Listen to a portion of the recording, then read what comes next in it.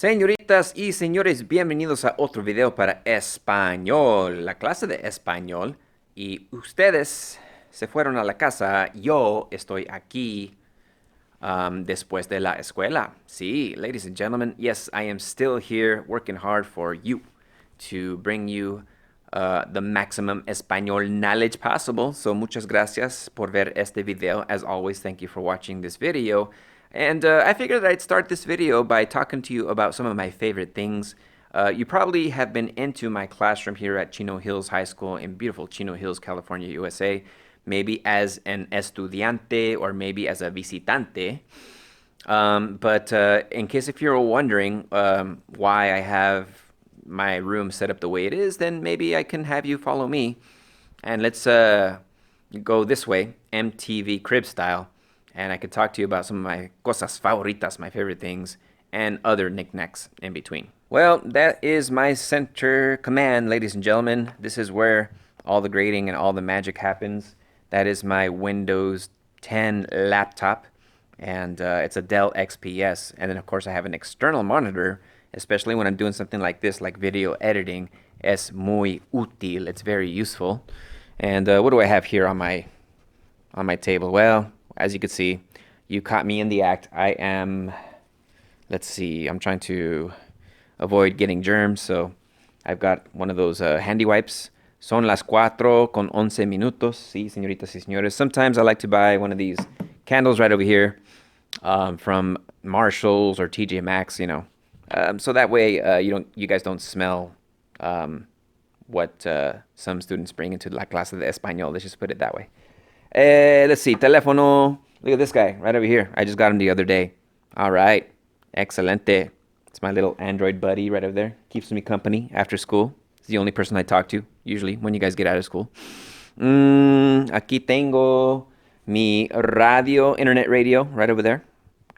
And let's see here. ¿Qué más que les puedo decir? And then, of course, all the knickknacks. Most definitely, hay que tomar agua, hay que tomar mucha agua. Which reminds me, by the way, I mean, I still don't know a whole lot about those hydro flask things. I mean, like, you know, it's crazy how all that blew up. I mean, why not just, why not just, you know, just get one of those and just refill it once in a while and then throw it out maybe every month to get a new one, you know, or something like that. I don't know. Anyway, hey.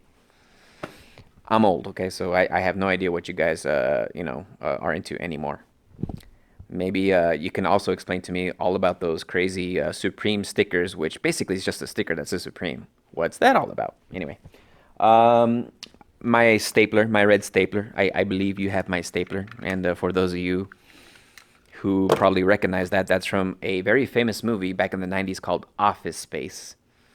Yeah, so, but don't watch that yet because I think that's rated R. You guys aren't 17 yet, so, okay, wait until you turn 17. All right, I got some quality headphones, not the cheapo, El Cheapo kind, but I've got some Bose headphones because when you're going to listen to música, and if you're going to be here as long as I am on a daily basis after school, might as well crank up the tunes with a quality pair of headphones. Don't believe the hype with all of these, like, expensive headphones that say more bass. See what happens there. If you increase the bass, then you drown out the frequencies. Aquí está mi lámpara. Es muy bonita. It's pretty cool. I mean, really helps out when I'm doing those YouTube beauty tips. ¿Y qué más? Well, honestly, I don't know. This is more or less where I hang out most of the time. And then, of course, over here, this way, aquel lado, tengo el proyector, tengo las bocinas, tengo el estéreo. Let's see, what else do I have here? I've got the mixer. I've got the microphones right over here. Sometimes got to use the microphones. You know, I used to do karaoke singing. Ask seniors. I mean, when I first came here to Chino Hills High School, Karaoke Fridays was lit, as the youngsters say. Anyway, let's see. And then, of course, right over here, aquí, otra computadora. As you can see, I have a second teacher's desk, and this is where I keep an eye on you guys, on ustedes, making sure that you guys are paying attention because, as you know, when the cat's away, the mice will play. So if the teacher stays at the front of the class, all kinds of shenanigans happen back here. So I make it a point to get those Fitbit steps in to make sure that you are with me all the way, every step of the way, to learn más español. All right? All right. Well, that's a quick tour of La Clase de Español. There's plenty more. I mean, there's so much I didn't show you, but I think I might split this up into some parts. So this is parte uno, part one, and I'll take you on another classroom tour maybe sometime soon. Let's get to the latest homework video. As always, thanks for watching. Español 1, capítulo 5A, la gramática. Ladies and gentlemen, Spanish 1, chapter 5A, grammar. And this is all based on the what you see right here in your textbook. That's on página 228. So we briefly talked about all of this business in class. We even saw the weird video about the verb tener. But how about this? How about if I show you this right over here? I'm going to show you all about the verb tener on this PowerPoint, but then also, in addition, I am going to throw in a couple of extra verbs that you need to know free of charge on the house. Please enjoy. Yeah, because as it turns out, the verb tener, which we'll be learning here, and the verb poner and the verb hacer, all of those behave very similar. So might as well knock all those out since you have to know all of them at this level of Spanish 1 anyway. All right. So why put off what you can do today? Let's get right at it. Okay, so let's talk about the verb tener. You already know how to use the verb tener in some capacity. We've learned this from since the beginning of the school year. So, but let's analyze it a bit further. All right, so the verb tener generally means to have. It follows the pattern of other ER verbs most of the time, but it does behave differently in a couple of instances, and so the forms of the verb are irregular at times, and it's your job to remember how to spell the irregularities, or it's your job to memorize where it acts differently from other ER ending verbs. All right, so let's analyze the verb tener. Okay, so in the present tense, yo tengo, tú tienes, usted, él, ella tiene, nosotros tenemos, ustedes, ellos, ellas tienen. All right, so once again, tengo, tienes, tiene, tenemos, tienen. All right, and that's the present tense conjugation of the verb tener. I think we have used tener in the past to indicate certain ways that we're feeling. So in English, it would kind of be similar as in saying like to be a certain way. Let me explain. If you are thirsty, then in Español, you would say tener sed. So yo tengo sed. I am thirsty. Tú tienes sed. You are thirsty, and so on and so forth. We also learned that if you're hungry, mi amigo tiene hambre. He's hungry. Nosotros tenemos hambre. We're hungry. Okay. So yeah, so that actually works in Español. Something else that works in Español that probably doesn't work as well in English. In order for you to tell age in Spanish, you have to use the verb tener. Tener blank años. Yo tengo 25 años, okay? I'm 25 years old. That's a total lie, of course. But in English, you kind of have to think of like saying it like, I have 25 years. But it doesn't sound good when you say it in English, I have 25 years. But in Spanish, if you say that, tengo 25 años, it's 100% effective and it 100% works, okay? So these are some of the other instances when you're going to be using the verb tener, okay? All right, ladies and gentlemen. So two verbs that behave very similar to tener are poner and hacer. And they are very important verbs to know in the Spanish language. You got to know them in Spanish 1 because as you climb up that Español ladder, knowing poner and knowing hacer is going to help you a lot, okay? So since they behave like tener, might as well break those down as well. Let's find out what they mean. Hacer, don't forget, in Spanish you don't pronounce the H's. Hacer, to make or to do and to make. Poner, to put or to set. So for example, hacer la tarea, do your homework. Poner la mesa, set the table. And other examples I can't think of right now, but let's find out how to work with poner and hacer. They are also ER ending infinitives. And just like the verb tener, they end in go. All right, so you know how like in tener you say yo tengo. Well, yo pongo for poner and yo hago for hacer. You see that right there? So let's break down the verb hacer, shall we? Yo hago, tú haces, usted, él, ella hace, nosotros hacemos, ustedes, ellos, ellas hacen. So once again, hago, haces, hace, hacemos, hacen. All right. Poner. Let's find out how to conjugate this in the present tense. Pongo, pones, usted, él, ella pone, nosotros ponemos, ustedes, ellos, ellas ponen. So once again, pongo, pones, pone, ponemos, ponen. And that is a look at the verb tener plus hacer plus poner in the present tense.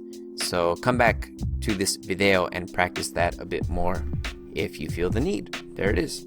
Next up, we've got a difícil lesson, ladies and gentlemen, and this is something called possessive adjectives when you're trying to say my or your or his or our or their, all of that in Español.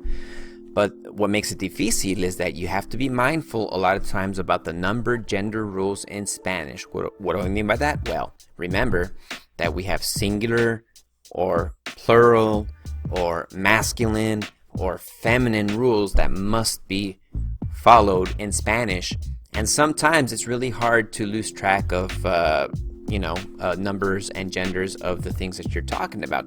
Trust me, I know, as a non-native Spanish speaker, as somebody who spoke English before Spanish, I know for a fact that it can get really tough sometimes because you always have to kind of think on your feet. Okay, am I describing something singular, plural, masculine, feminine? Es difícil. We don't have to do that in English. And so that's why it's un poco difícil en español. So this is all based on what you see on page 232, página 232. So please look in your book, first chance you get. And I just opened a new browser and I have no idea what I did. Okay, hold on a second. What the heck happened here? I don't know. I don't know what I did. I don't know what I'm doing anymore. Let's see. Okay. Possessive adjectives, everybody. So, let me start you off with some bad news. Might as well just get it out of the way. No apostrophe S in Spanish. Can't do it. Can't do it, Sally. Can't do it. You cannot say, if you want to say George's dog, you cannot say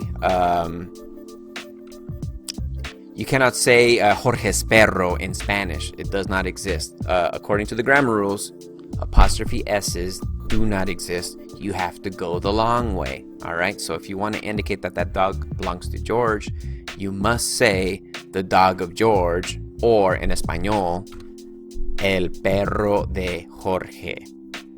It's kind of a bummer, right? Me, as an English speaker first, when I found out about this, I was like, man, but hey, that's what makes the Español language so beautiful and unique, all right? So you have to get used to, if you want to indicate possession, you have to get used to de plus noun, de of plus whoever thing, whatever, whoever the owner is of the thing that you're talking about is what I should probably say there. Let me give you another example. Tengo el cuaderno de Felipe. Now, before you put down in Spanish, before you're tempted to write Felipe's cuaderno, nope, can't do it. Can't do it. You have to say el cuaderno de Felipe. And then you can see the other example right over here. Maria and her hermana. Before you write down or before you say Maria's hermana, that's improper Spanish. You can't do it. So you have to go the long way, like I said. La hermana de Maria. Okay, so get used to this de plus noun business, because in order for you to show possession in Spanish, that's exactly what you gotta do, okay? All right, ladies and gentlemen, I hope you're paying attention in English class, because you have to think of the function of adjectives. Let's bring it back to the beginning of adjectives. They're describing words. They're describing words. And so if adjectives describe nouns, they can also show possession, all right? So in English, my, your, his, her, our, their. Everybody knows that. My dog, your house, his notebook, and so on, and so on, and so on. Well, here are the possessive adjectives that you need to know in Español, and there it is right there, okay? Okay, well, I hope this makes sense, but in order for you to say my, you say me or mis. Me if it's singular, mis if it's plural. If you want to say your in Spanish, you say tú or tus. Tú if it's singular, or tus if it's plural. Okay? Now, this is where it gets a little tricky, and it gets even trickier, so try to stick with me. If something belongs to him, if something belongs to her, if something belongs to it, if something belongs to you, but in a formal way, then you use either su or sus, okay?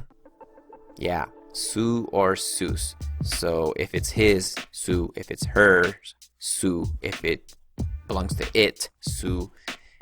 If it belongs to you, but in a formal way, like as in like if you're somebody important, you are somebody important, but what I mean is like if you're talking to the principal, for example, okay, then it would be su, not tú, because that's disrespectful. Su, okay? If something belongs to all of us, it's nuestro or nuestros if it's masculine, okay? So if I have a lápiz, I got a lápiz right over here, and it belongs to all of us, it is nuestro lápiz. But if it's plural, if I have more than one lápiz, there it is right there, then it would be nuestros lápices, okay? Yeah. However, if you want to say our and what we're describing is feminine, like for example, I have a pluma, I have a pen. Let me get another pen, another pluma right over here.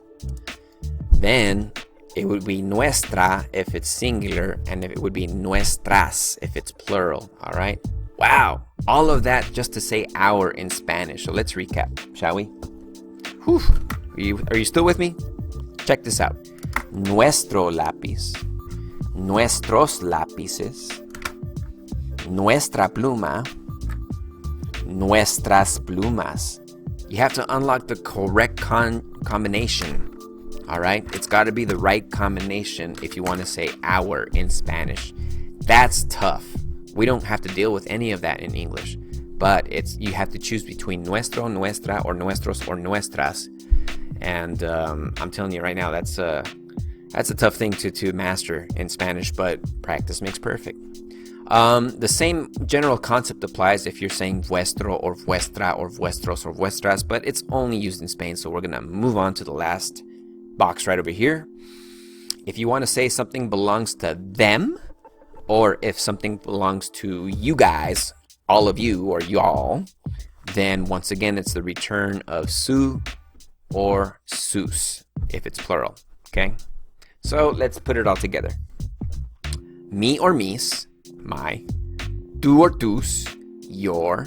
Su or sus if it belongs to him, her, it, or you, but in a formal way. Nuestro, nuestra, nuestros, nuestras if it belongs to us. And then su or sus again, but this time meaning it belongs to them, or if it belongs to you all, all right? Wow. Are you still with me?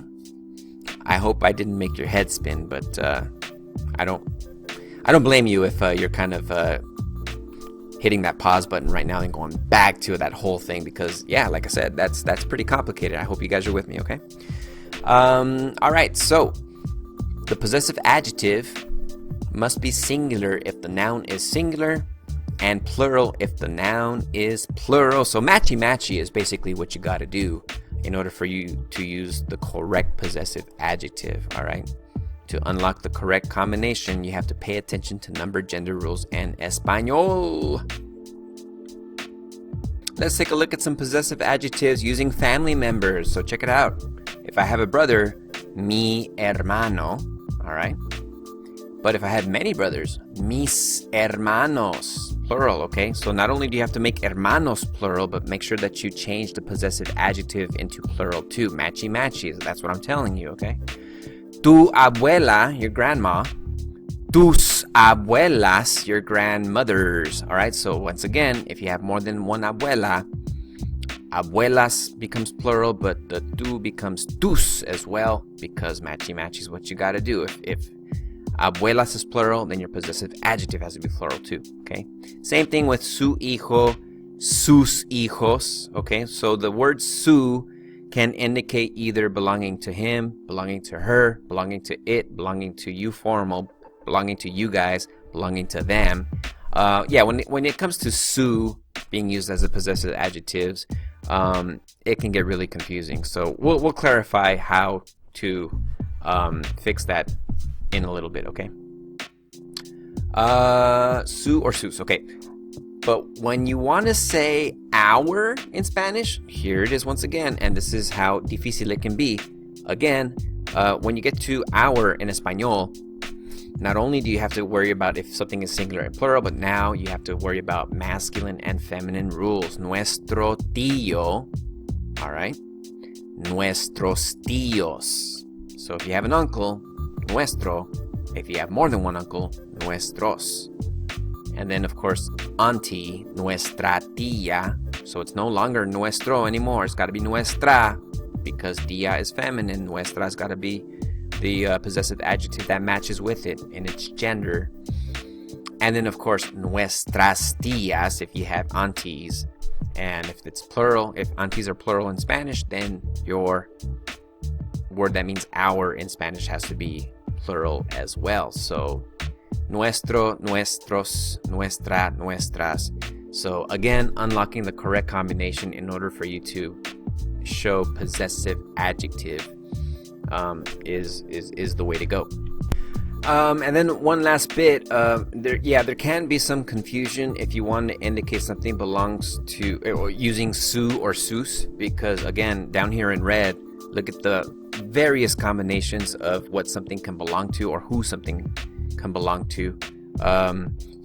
You have to establish in your conversation who you're talking about, because if you just start right out of the gate, if you're talking in Spanish and you just right away use su, then the person listening to your Español will be a little confused, because su by itself is gonna, it's gonna leave it open to interpretation. He said su, but did he mean him, her, it, you, formal, there, your?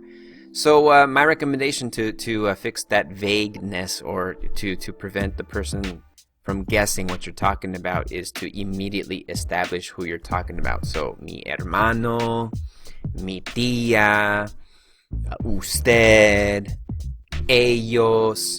So if you're going to be using su or sus, it's a good idea to make sure that you let your listener know the subject straight out of the gate, and then you can say his, her, it's, yours, their, your in Spanish, but that way it's clear who or what something belongs to.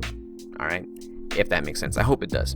All right, so señoritas y señores, thank you so very much as always for watching this latest YouTube video. Muchísimas gracias. Thank you again for your time and all the effort that you're putting into La Clase de Español. So that's going to do it for Chapter 5A Grammar. Don't forget to leave a comment below in the comment section. And I am going home because I've been here too long. So gracias a todos, and I will see you again very soon. See you later.